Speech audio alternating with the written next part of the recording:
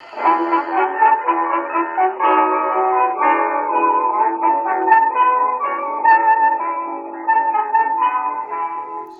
to another episode of Off the Menu. I'm your host, Vincent Franchini from Tumblr House, here with the lockdown Charles Coulombe. Yes, indeed, ladies and gentlemen. Locked down. The doors have shut. The frontiers are sealed. Nobody gets in or out of Austria or Czechia or Hungary. I couldn't come home if I wanted to. Truly.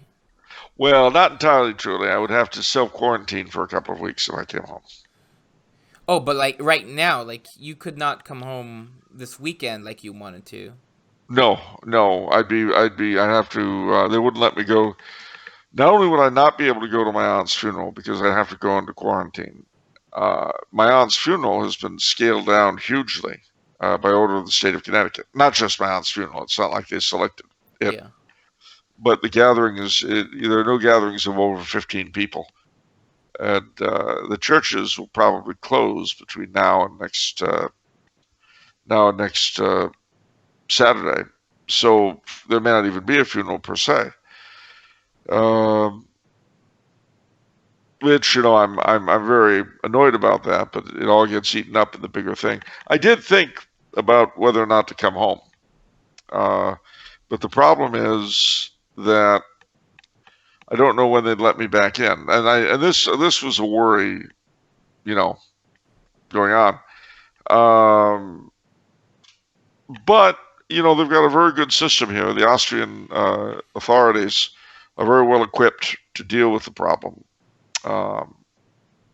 especially because they're, how do I put it, keeping it small. In other words, if and everybody now knows this, because again, there just aren't that many people here. But if I had symptoms, I wouldn't go rushing off to the doctor. I would call the number 1450 on my phone. A couple of people in hazmat suits would come over here to the comfort of my own apartment. They give me the test. And if I tested positive, I would self-quarantine. I just stay in this room for 2 weeks until I got over it. And they would bring me food and palliatives.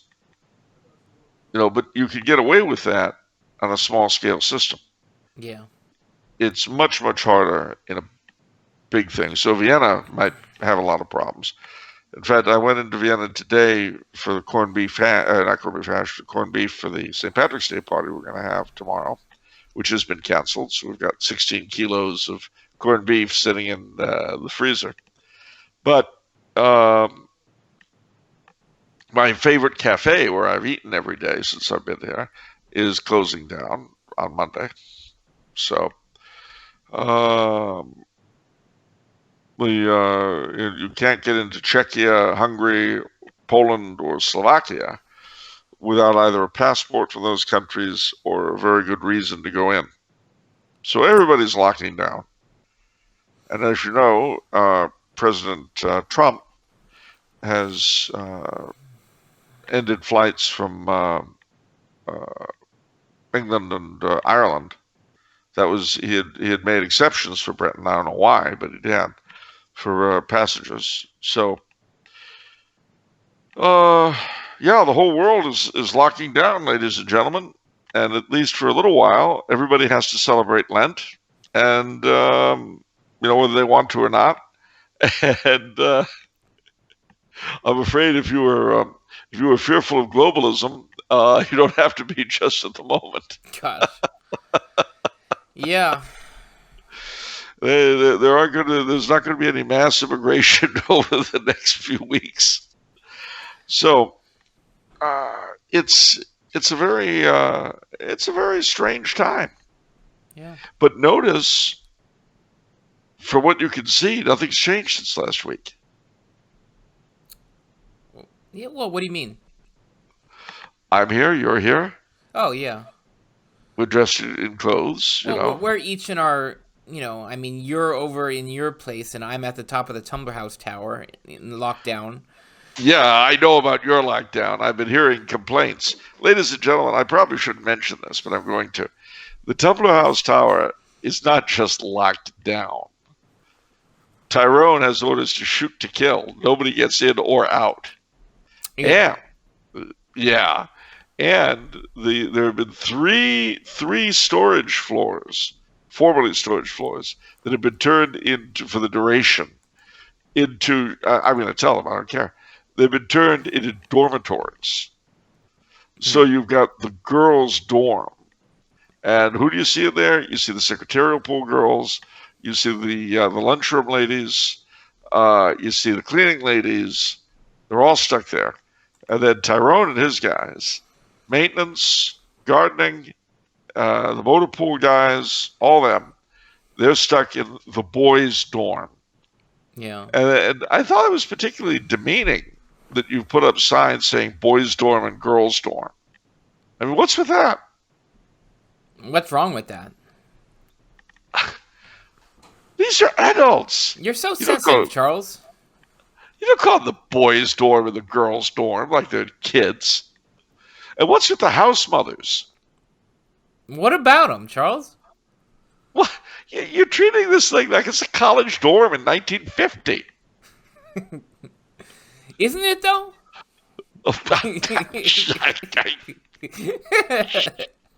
Caught me there, I guess. I guess is. But do you have married quarters for the couples or? No. No. No. So let me get this straight. You've got a married couple who work for you. Say she's at the secretarial pool, he's maintenance. Yeah. Okay? All right. He has to stay in the boys' dorm, she's got to stay in the girls' dorm. That's what you're saying. Yeah, we're on lockdown, Charles. Enough said. Okay. Yeah. It's really a shame, too, because we were having such a nice Lent before this. You know, a nice, holy, penitential Lent. That's beautiful. You know, we were doing the normal fish, fish lunches, of course, and, and the normal gripes, I guess you could say. But, as the fish ages through the week? Yeah. Those gripes? And it's very penitential. See, especially on Friday. Look at most employers look out financially for their employees, but what employer can say that they look out for their spiritual well-being as well? Not too many, I guess. Not too many. And I mean, because we're all in this together, I'm having the fish too. But I have a late lunch though, so by the time I go for lunch, it's all out. They run out, and so I have to dip into the reserve. And right now, the only thing we have in reserve is happens to be lobster and caviar. But we're all in this together, right? With the fish. Oh, that's beautiful. Yeah. That's beautiful. That reminds me of my royalty statement somehow. Well, it's a chain. It's a cost-sharing program, Charles. We're all in this together. So I see. We're all in it together. That's beautiful. Well, let me ask you, have there been any complaints about the shoot-to-kill policy? No. Well, that's one of the benefits of the policy, right? No one complains.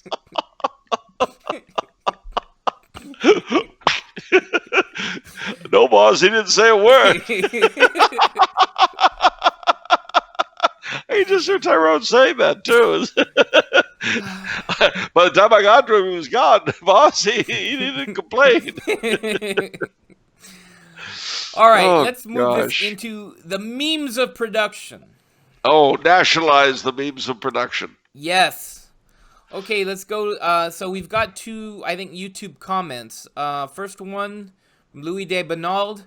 I have a theory. Is this whole show just a scheme by House Franchini to pass on Charles's knowledge as their own?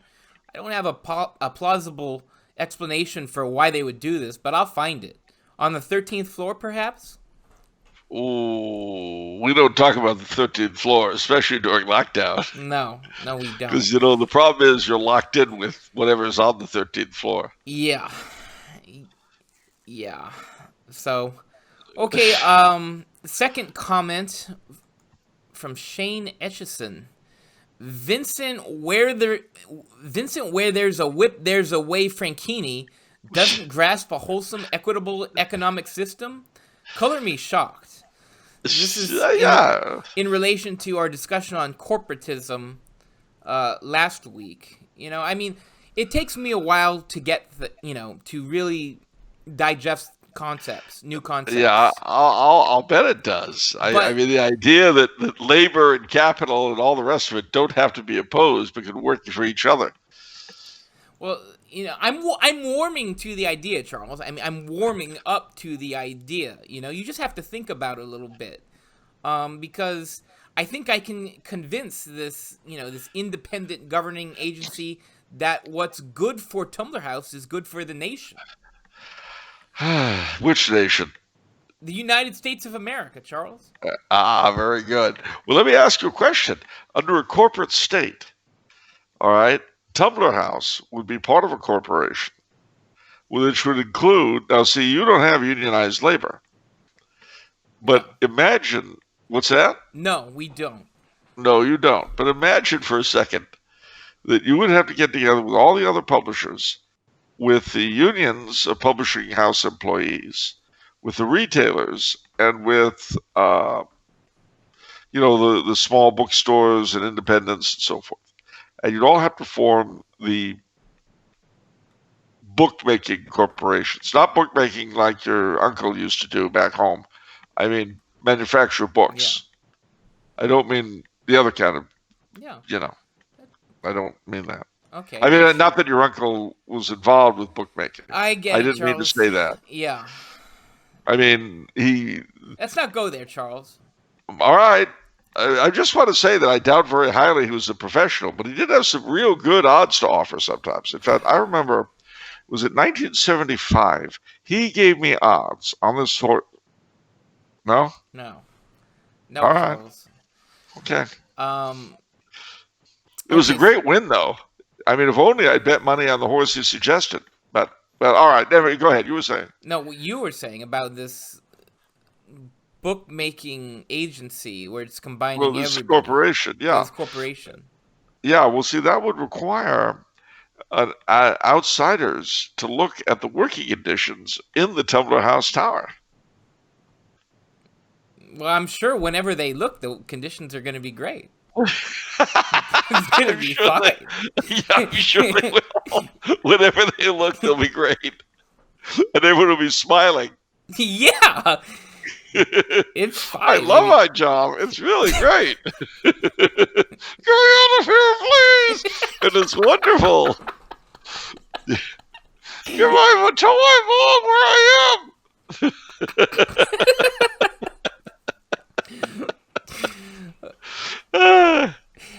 But yeah, it's all good stuff. Yeah. Well, outside the impenetrable, hermetically sealed Tumbler House complex, I do have some advice for those who might actually be facing, believe it or not, the coronavirus. Okay. And this is serious information. So listen up, kids. Now, mind you, it came to me from a fellow who's vaguely connected with the CDC. So I'm passing on the best rumors I know. But it seems to make sense. When you wake up in the morning, take a deep breath and count, give it 10 seconds. If, when you let your breath out, you're not coughing, you don't feel any tightness or discomfort, you don't have the virus. Well, if you do have coughing and all that, it doesn't mean you have the virus. You might have a cold. There are all sorts of things that could do that. But if you don't have the virus at that moment. Secondly, they recommend that you stay very hydrated. Why? Because your mucus, apparently this is a bug that likes dry, doesn't like wet. So drink a lot of liquids, especially warm liquids. That likes dry, doesn't like wet? Yeah. Apparently the coronavirus does not like moist. So you want to keep hydrated. Oh, it doesn't like moist? No. It doesn't like moist. Well, it's been raining the entire week over here in Southern California. Well, that may or may not be a good thing. I don't know. Oh, okay. All I can tell you is what I was told. And especially you should drink warm liquids if you get the chance, because it doesn't like heat. Okay. You keep your membranes moist. It'll catch the thing very possibly. If it gets in your mouth and you're drinking, it'll rush it down to your stomach, where your stomach acids will kill it. That's the theory, anyway. It could just be like our ancestors carrying flowers to hold off the plague from the delicious odor. But it's better than nothing. A huge section of the population that are infected they'll never be symptomatic. Kind of like West Nile virus. But those that do get it and have severe cases, it's quite difficult. It takes about 2 weeks to recover. And as you know, it's mostly people in the 60s, 70s, and so forth, especially with underlying problems, compromised immune systems, emphysema, and so forth, because it attracts the lungs. Say it goes into the lungs, and the reaction is it rips up the lungs a bit. Okay. And so don't panic, don't get excited, don't get upset, but wash your hands constantly, and be careful who you're around. Yeah. You know. No, I'm not panicking at all. I mean, to me, from the top of the Tumbler House Tower, I'm looking for businesses to acquire, right? I'm sure. I'm sure the shipping yards and things like that. But also, I hate to say this, but be careful around the homeless, because they have no protection. Yeah. So, with that, I'll just say that here in Austria, I'm safe. Maybe. And I know that you're hermetically sealed, so that I don't even worry. Yeah. The shoot to kill order applies to virus even. I think, though, that people have really fallen down on what would cure the virus like that. Wait, what? People have fallen down? They've fallen down on not invoking that power which could end the virus like that. What power? A power that can change these things. It can change reality just by the stroke of a pen. What? The Supreme Court. Oh, ha ha ha. Yeah, the Supreme Court can change reality with the stroke. Well, it has. We know it has. It changed what's a human being. It changed marriage. It has powers untold. So someone should get the Supreme Court to issue an injunction against the coronavirus. And that'd be it. It'd be over. Because they have that kind of power. That's true. It's like so we need C.S. Lewis's book. Which one? I forgot. You always reference it. Is it Well, That Hideous Strength. Yeah, That Hideous Strength, yeah. Yeah, we need to go hat in hand to the Supreme Court and say, most high and powerful justices, please absolve us of the illness that crawls across our lands. Please save the world. And if the justices feel like it, they'll wave their hands and poof, the sickness shall cease. Okay. Shall we move on with the questions, Charles? Well, we can do that. I just think that you're not giving my idea due, They approved their ability in magic. What? The Supreme Court approved their ability in magic as magicians. I've told you they can change reality at will.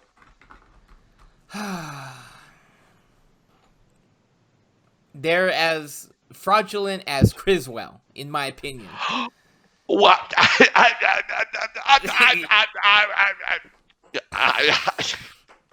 What? The great Criswell? If only he was here with us now, he would save us from this. Wow. If Criswell were alive today, he would save us. Save us from what? The virus. He'd make it go away. No. Get rid of it. Just a wave of the hand and say, go, go. And the clouds would turn and leave. You still belong to the cult of Criswell, huh? It's not a question of a cult. It's just acceptance of who the man was for what he was. I mean, I agree. Alexander conquered half the known world. Does admitting that make me a worshiper of Alexander? No. Right. So same with Criswell. I just accept him for who he was, as I accept Alexander the Great for who he was. And he was not Colin Farrell, thank God. Okay, I'm done talking about Criswell. It was a mistake to invoke his name. Hey, you opened the door on this one. I'm not going to be blamed. I did. Who shall accept punishment? Okay. All right. Questions. Time for the questions.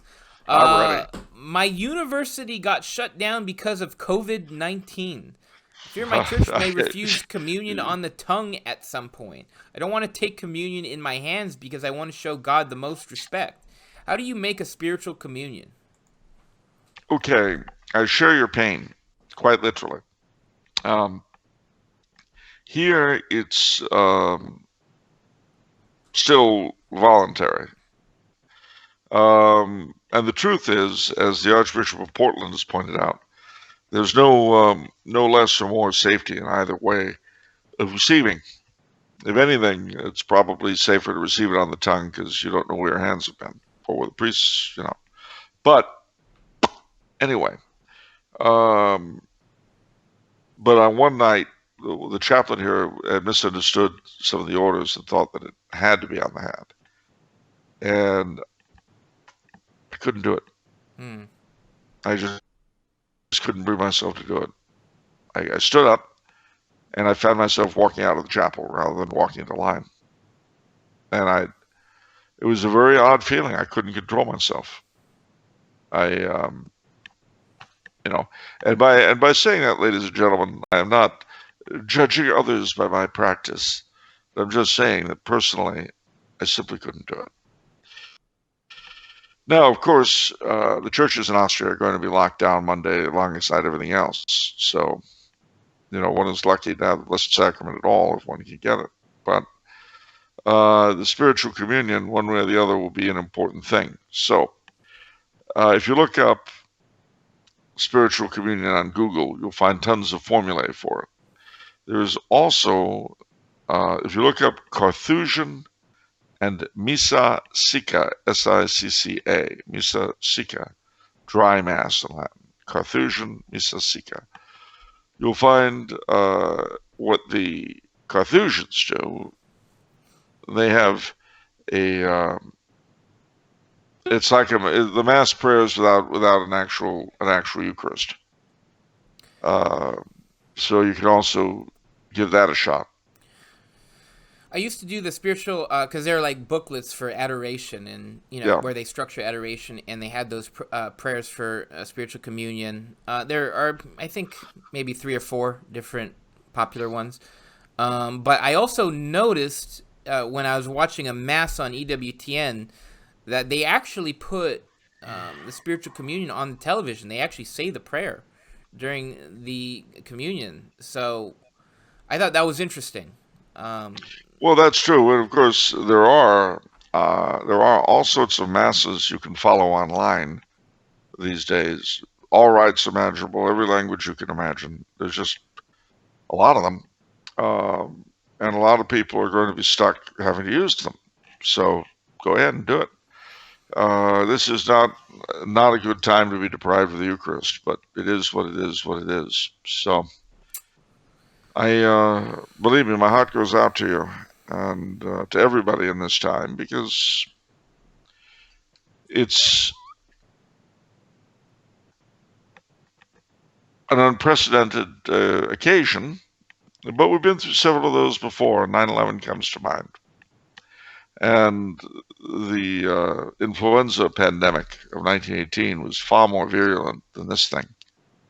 So, but that was a little over 100 years ago, so nobody remembers it. I grew up, however, knowing people who had been through it. And it was pretty bad. Yeah, we talked about that after last show, and that was news to me. I had not really been taught that in school. And I'm looking Yeah. at the numbers, and it's like it infected 25% of the world population, and it killed. And the world population at that time was like between 1.8 and 1.9 billion, and so it was like several hundred million people. And I think the estimated death was like 10 million to 100 million. It's a wide ranging number, but And unlike this thing, which goes after old people, it went after the young and the vigorous. It was pretty bad. And as I believe I mentioned to you, the children at the time, children are very cruel. They're sweet and cute and loving, but they're also cruel. And they had a rhyme that they would recite as they skipped rope in the northeastern United States back during this terrible time. And it went, I had a little bird. Its name was Enza. I opened the window, and in flew Enza. that's so insensitive. Well, and they were doing this while people were dying right and left all around them, including their playmates. But children are cruel. Yeah. At any rate, so, this is an unpleasant time. And ladies and gentlemen, we'll get through it or we'll die. I mean, obviously, most of us aren't going to die. Some of us will. I'm likelier to than you are if I contract it. But I'll be 60 this year. But I don't have any big underlying health conditions. So I might just be much more miserable. Or I might not even notice. I mean, there are old people who don't notice when they have it either. So it's hard to say. You just got to leave in God's hands. It's Exactly. as you say. It's as you say. I always fall back on this. God's not out to lunch with the story of your life. No. It's not going to be some random incident that takes you. It's going to be every moment of your life is watched over by God, as if you were the only person in the world. Exactly. And as a result, if, which God forbid, you come down with this thing, or the people close to you come down with it, or someone you love dies of it, or God forbid you die of it, bear in mind that none of these are random occurrences. We're all taken at the best time for us to go. My Aunt Jenny, this is an odd thing, but I feel much better that she's missing out on all this. Because it would have been very upsetting to her. I mean, it would have been. Yeah. And she's gone. So whatever vantage point she has to see it from now, she's not going to go through it. And same for your dad. Yeah. He's not going to have to deal with it. And we're in God's hands at the end of the day. I mean, you do everything you can in terms of being prudent, but at the end of the day, nobody gets out of here alive, in the words of the immortal Jim Morrison. And so, what? Very eclectic selection of quotes there. Jim Morrison, yeah. Yeah. Well, it said nobody gets out of here alive. Yeah. He was right. Yep. Yeah. He proved it. He didn't get out of here alive. No, he overdosed. He did. And I remember in 1979, all of his deeply committed cultists were sure that he was going to return, that he wasn't really dead. Are you serious? Yep. And he was going to come back, Mr. Mojo Rising. Yep. The whole thing of the death in Paris was all staged, and he was coming back. It didn't happen, incidentally. Oh, okay. I wanted to set your mind at ease. Yeah, because I was wondering. I was like, did it happen though? No, sadly. All right. Or if it did, there was very little in the way of publicity. There was no press conference. Ladies and gentlemen, give it up for Mr. Jim Morrison back from the dead. Gosh. 10 years, tan, rested, and ready. Wow. All right. All right. Next question. Yes. What is antinomianism? Who believes it? My dear antinomy. No, antinomianism is the belief, for whatever reason, that you are absolved from observing the law.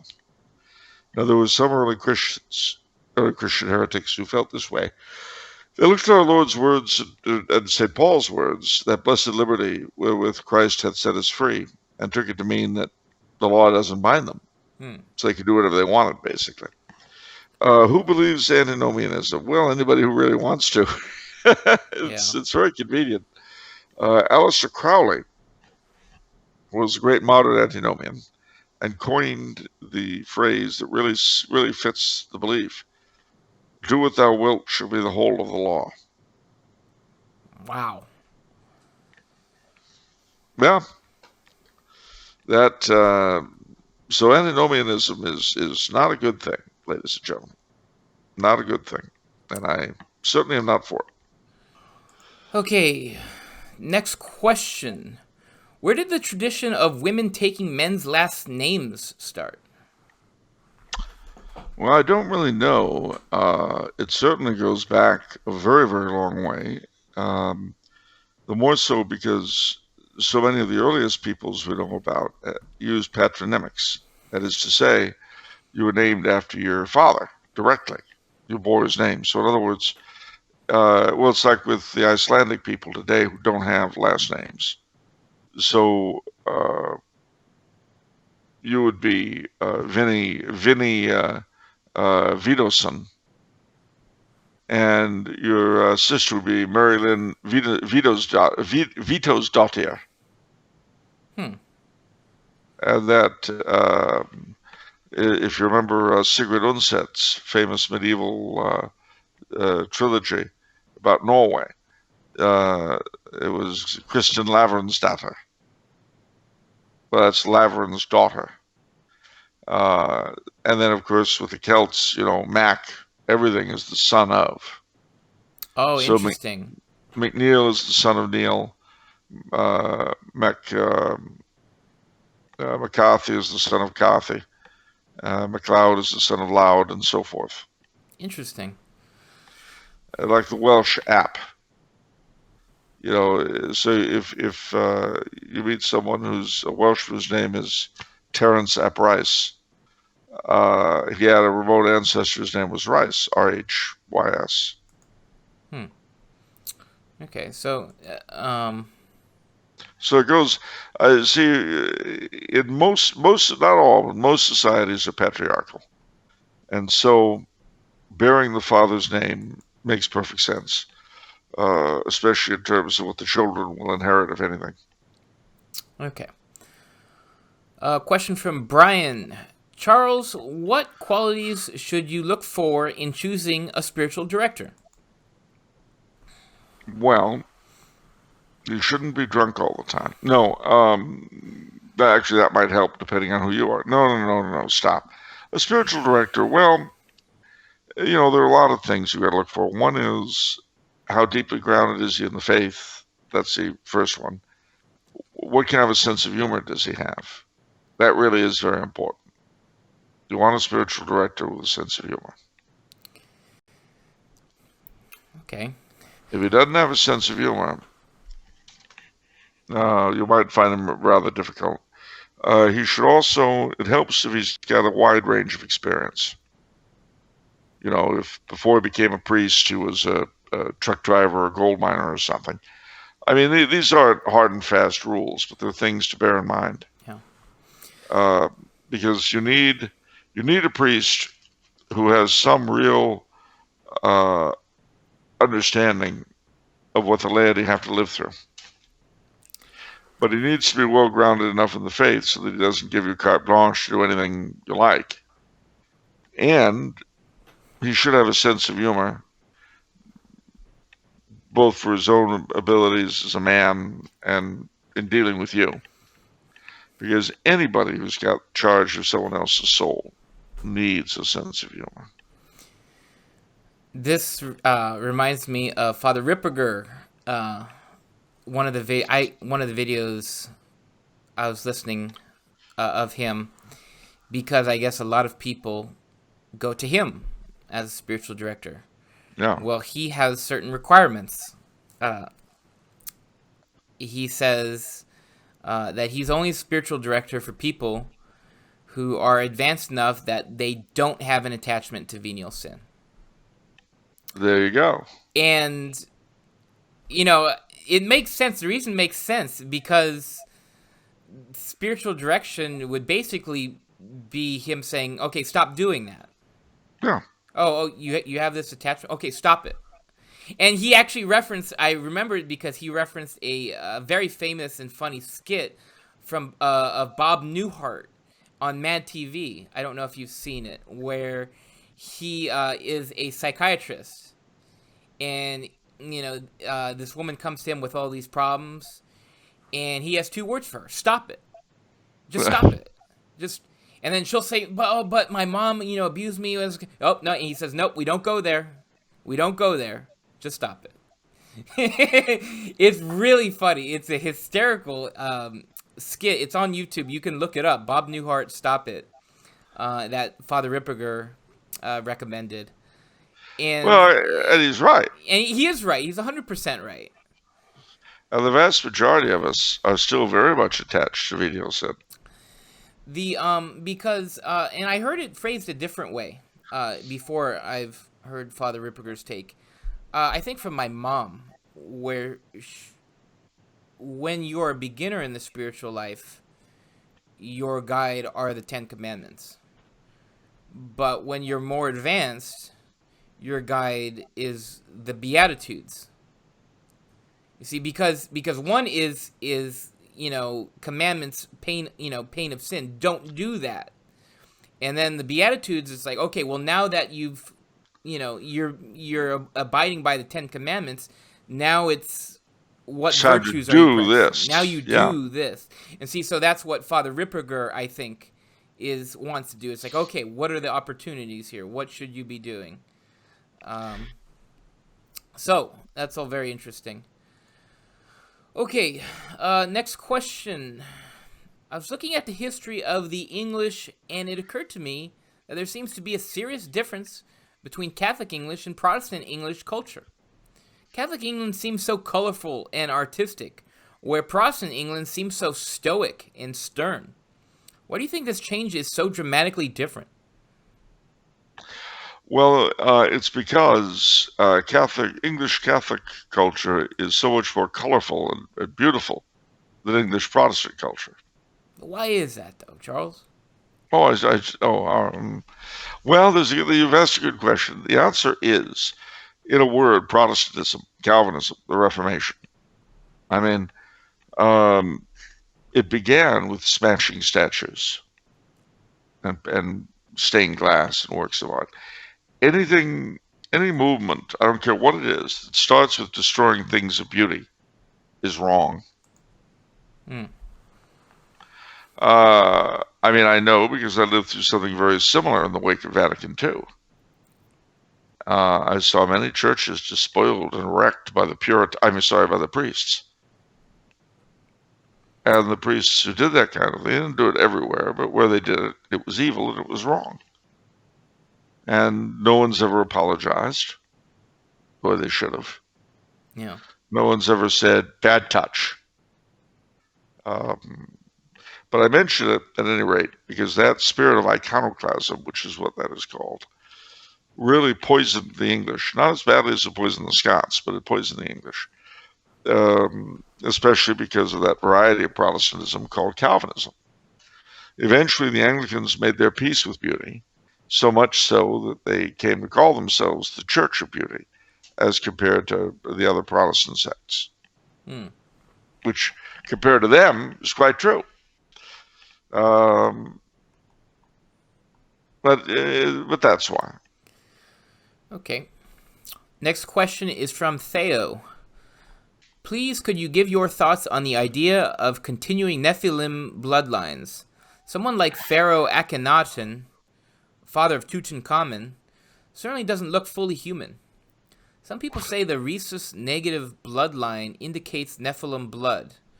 90% of the population is rhesus positive, but every U.S. president in the last few decades and every European royal is negative. Some prophecies say the Antichrist will be of this Nephilim descent. So what's that all about? What's Nephilim?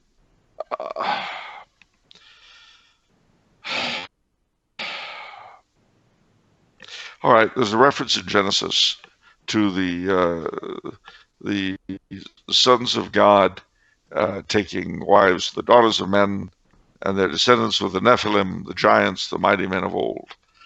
That is a passage people have argued over for a long time. Some people say it has reference to aliens. Some people say it has reference to fairies. Some people say, well, you get the idea. Mm-hmm.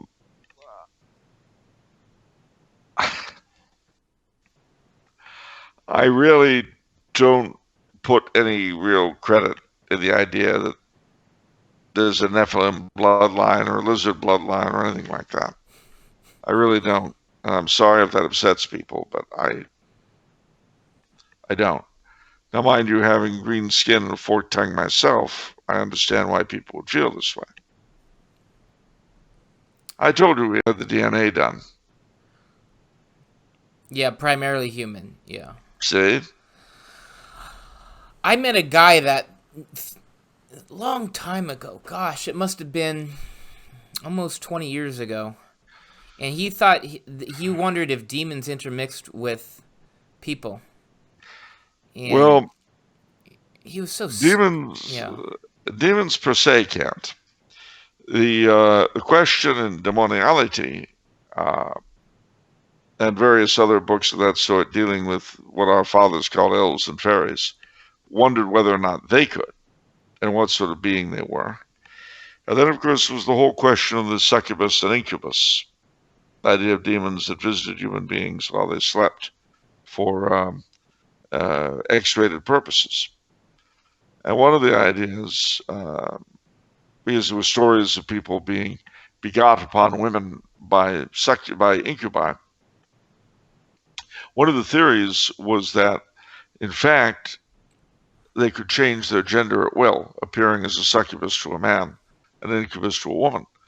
And so that if any, shall we say, genetic material was exchanged, it didn't come from the demonic agent, but from the last man said agent was with. Okay.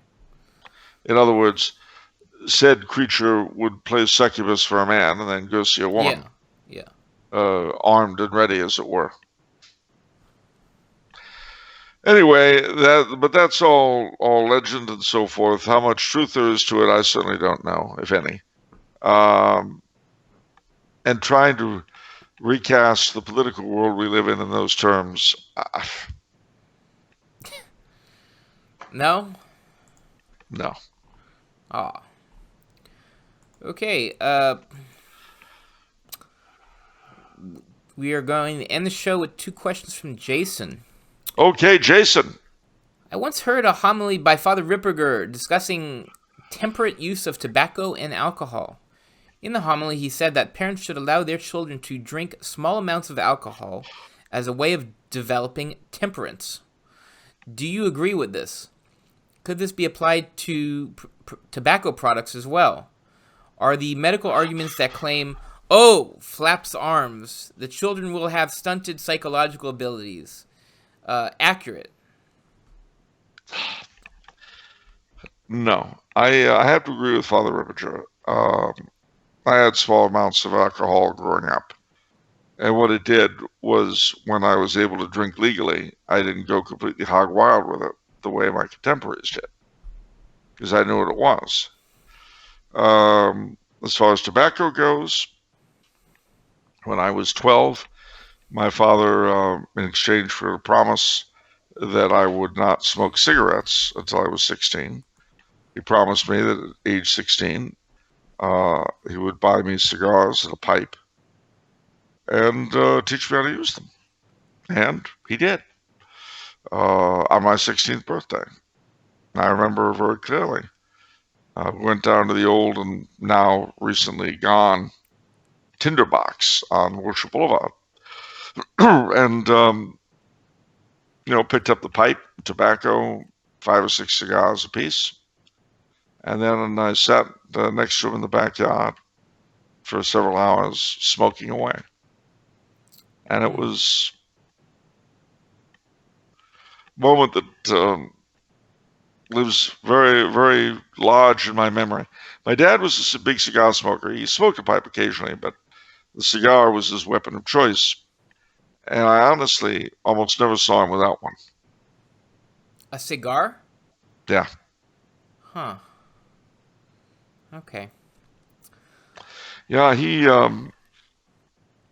another memory from my childhood of the clouds of cigar smoke on Sunday afternoons and watching either an old Sherlock Holmes movie or creature features or strange tales of science fiction or something, and these clouds of cigar smoke hanging. I remember. Yeah. It was great.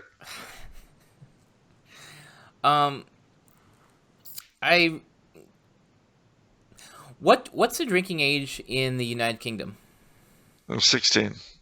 Yeah, I remember when I discovered that first time, and I was talking to somebody, and I was kind of shocked at that, and they were telling me that it's because of that they know how to treat alcohol consumption. I don't know if that's true or not. What is your? So it sounds like you agree with that. Yeah, well, we live in a world where they're teaching children to have sex at 8. So firstly, cut the comedy, morons. That's true. Cut the comedy. I hate to intrude reality onto anything, especially these sorts of stupid conversations. I say stupid because, if ever there was an area where people strain at gnats and swallow camels, this is it. It for one thing, they've turned what is to some degree a health issue into a moral issue. But you see, ladies and gentlemen, a regime which murders infants in the womb and old people, and now, shall we say, developmentally challenged children in the womb. There are no Down syndrome children in Iceland. Did you know that? Yes. They kill them all. Yeah. Okay. Well, a society like that has no right to open its little trap about smoking and drinking. It needs to shut up. A society that corrupts children at such horribly early ages, 6 and 8, has no right to say anything about anything to anybody. It just needs to shut up and eat its coronavirus. I mean, this is ridiculous.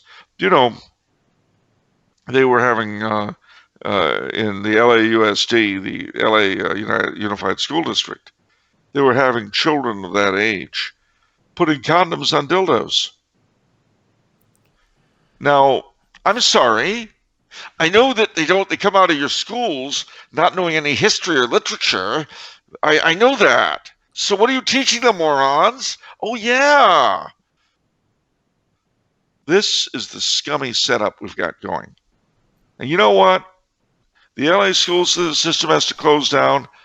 That's great. Now let's just make sure it doesn't reopen. I mean, this is insanity.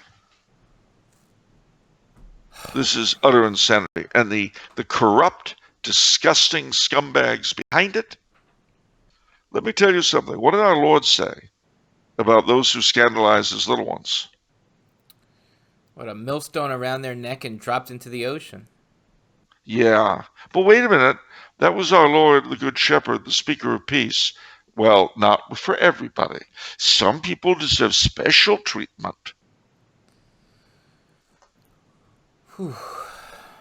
Gosh, I didn't know that condom stuff. That's so diabolic. I just cannot believe that. Wow. Don't take my word for it. Let's go to Google, source of all truth. No, okay. I don't want to delve into too much. All right, we'll leave it then. Yeah. But I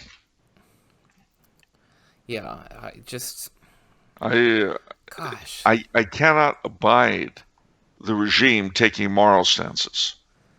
You know, I've said it before, I'll say it again. It's like the madam of a bordello getting upset because she's sure the girls are smoking after work. Oh, I know what those hussies are doing. I can smell it. They're going out after work and they're... Madam, yes? You are aware just what kind of a business you run. Yeah, so let me get this right, madam. It's okay what the girls are doing for you for a living. That's fine. But their smoking is wrong. Absolutely. And I know they're doing it. I am so angry. Well, okay, madam. Thank you. Madam is the personification of the powers that be in our society. Yeah. So, and again, I hate to be a little Debbie Downer, but this coronavirus of ours couldn't happen to a nicer world civilization. No, it couldn't. I'm glad we agree. Yeah, it's, and if it gets people to think about reality, maybe there's a purpose for it. Yeah. Okay, final question for the episode. The Angelus Press and Baronius Press 1962 missals both contain examinations of conscience that include the following sins against the third commandment. Quote, profane the day by dancing, drinking, gambling, etc. End quote. Is it sinful to go to a bar on a Sunday or holy day of obligation?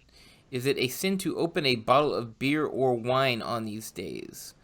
Or is the sin of drunkenness graver when committed on a Sunday? I'm also confused about the dancing part. Thank you, and God bless you all at the colossal and totally honest Tumblr House Tower. Okay, well, let me say this about that. There's dancing and there's dancing, firstly. There is what the Courrier d'Art called lascivious dancing. There is dancing that is innocent and pleasant. It usually has an awful lot of steps, so it keeps you busy. Yeah. So I think there's a question of what sort of dancing we're talking about. As far as drinking goes, St. Thomas tells us that it is permissible to drink usque ad hilaritatem, to the point of hilarity. What is that? Laughter, joking. But when does it become sinful? When you lose control. Interesting. When you lose control and you become... See, there are people, and I've known such, who will purposely get drunk so they can sin and have an excuse to themselves. Oh, well, I was drunk. Well, yeah, but if you know you always do that when you're drunk, why do you keep getting drunk? Well, the truth is he gets drunk so he can do that. But that's the way people like to play the games with themselves. There's certainly not a sin in drinking beer or wine any day of the week, unless you've given it up for Lent or Advent. But if you get blind, stinking drunk, and like our friend in the pre-show, fall asleep with your foot on the brake. He passed out with his foot on the brake after coming home very drunk one night. I'd say that was a sin. Yeah. But again, he was very fortunate he didn't pass out with his foot on the accelerator, on the gas. Gosh, I can't even the gas pedal. Yeah, the pedal was the word I couldn't think of. I am tired. Yeah, it's okay. Gas Charles. pedal. I'm not just tired. I'm also a little anxious. We all are. Yeah.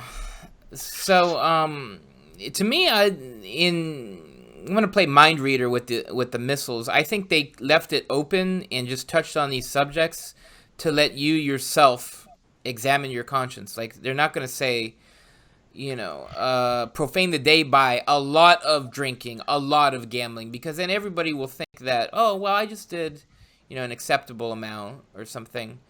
I think they're just taking your mind in that area in general. They're not. Is that fair to say? Yeah, I mean, they're not giving you specifics. They give you questions. I mean, did you drink to excess? Yeah. What did you dance the hoochie coochie?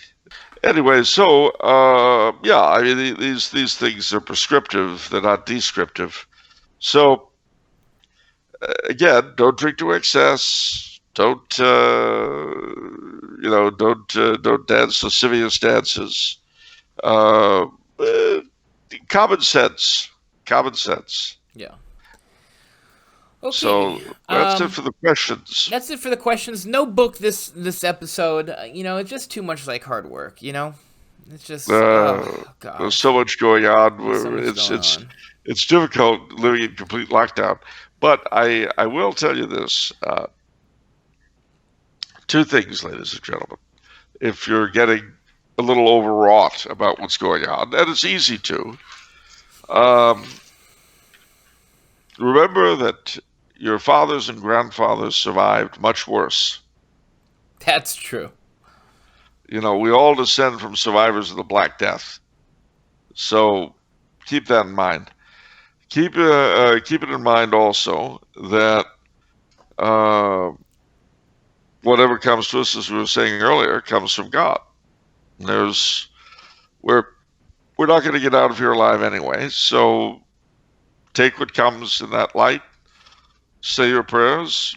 You'll probably get through this without too much trouble.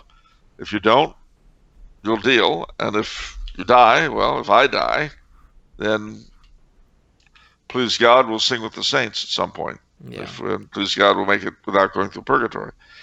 Lastly, if you are very much worried about what kind of a terrible hole in things your departure from this planet prematurely would leave, I have to comfort you an old English music hall song, which luckily for you is short.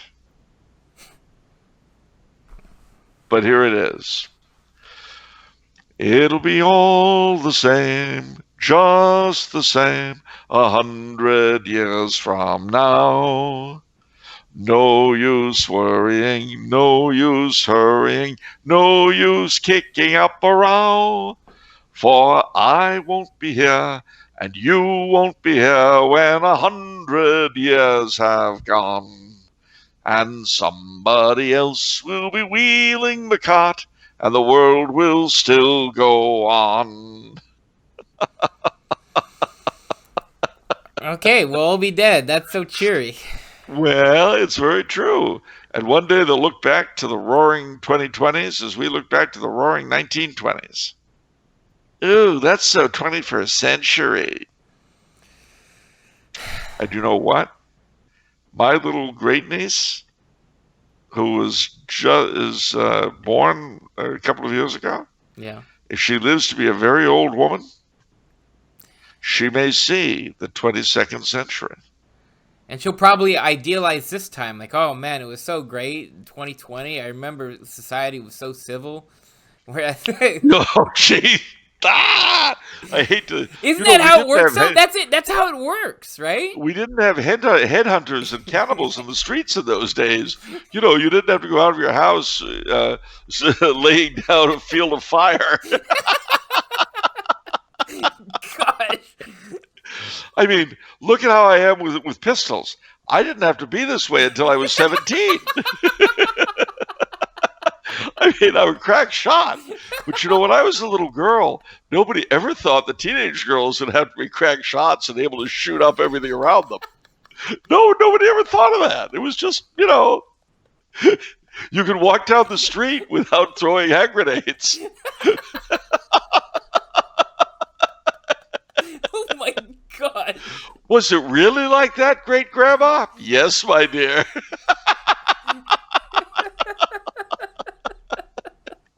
When you wanted to take a drive, you didn't have to hold the driver at gunpoint. Really? That's right. Oh. Wow. I have visions. No, I tell you, gang. Oh, oh, chillins, how my heart grows weary. I'm coming, Wheezy. This is the big one. Ah. Wow. Okay, so on that note, Listen, ladies and gentlemen, you know, we're all of us trapped in our little homes now. But remember, 20 years ago, if this had happened, we couldn't do this. yeah. You realize you can stay in touch with your nearest and dearest through the miracle of technology in a way that you simply couldn't have done 20 years ago. So be grateful for small favors. If you've got an aunt or an uncle or anybody who's stuck somewhere, you can be in touch with them. Just so long as both of you have smartphones, you could be staring at each other. Look. So take the good with the bad, ladies and gentlemen. Take the good with the bad.